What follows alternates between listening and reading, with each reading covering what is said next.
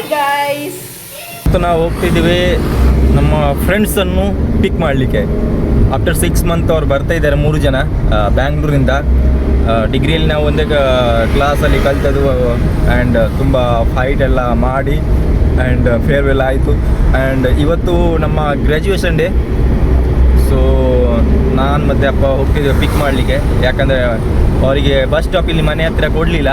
So ಅವರಿಗೆ ಪಡೀಲ್ ಹತ್ರ bus stop ಕೊಟ್ಟರು. ಸೊ ಕಾಲ್ ಮಾಡಿದರು. ಸೊ ಅದಕ್ಕೆ ಈಗ ನಾವು ಹೋಗ್ತಿದ್ದೇವೆ ಪಿಕಪ್ ಮಾಡಲಿಕ್ಕೆ. ಆ್ಯಂಡ್ ನೋಡುವ ಹೇಗೆ ಅವ್ರದ್ದು ಎಕ್ಸ್ಪ್ರೆಷನ್ ಇರ್ತದೆ ಗೈಸ್. ಆಫ್ಟರ್ 6 ಮಂತ್ ಅವ್ರು ಬರ್ತಾಯಿದ್ದಾರೆ ಪುನಃ ಬ್ಯಾಂಗ್ಳೂರಿಗೆ.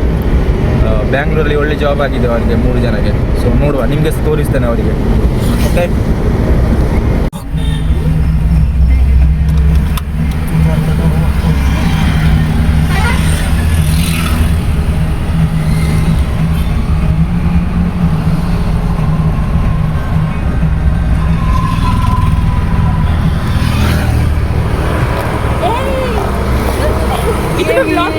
Hi guys.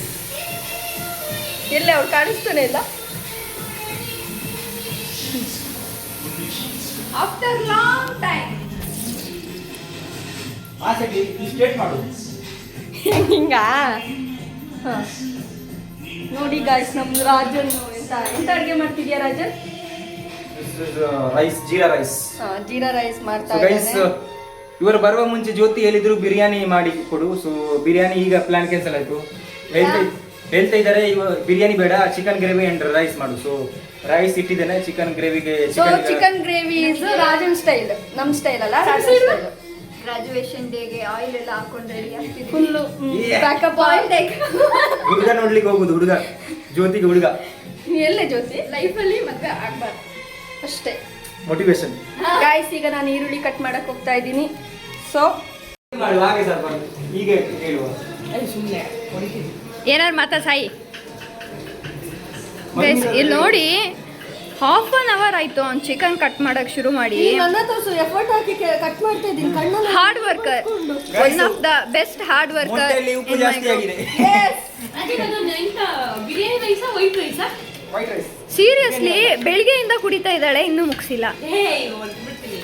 ಕೇಳು, ಫುಲ್ಲು ಹಾರ್ಡ್ ವರ್ಕು. ಮಿನಿಮಮ್ ಒಂದು 2 ಗಂಟೆ ಆಯ್ತು ಆನಿಯನ್ ಕಟ್ ಮಾಡಕ್ ಶುರು ಮಾಡಿ. ಹಾರ್ಡ್ ವರ್ಕ್ ಅಲ್ಲ, ಅದು ಕೆಲಸ ಗೊತ್ತಿಲ್ಲ, ಅದಕ್ಕೆ 2 ಗಂಟೆಯಿಂದ ಮಾಡ್ತಿದ್ದೆ.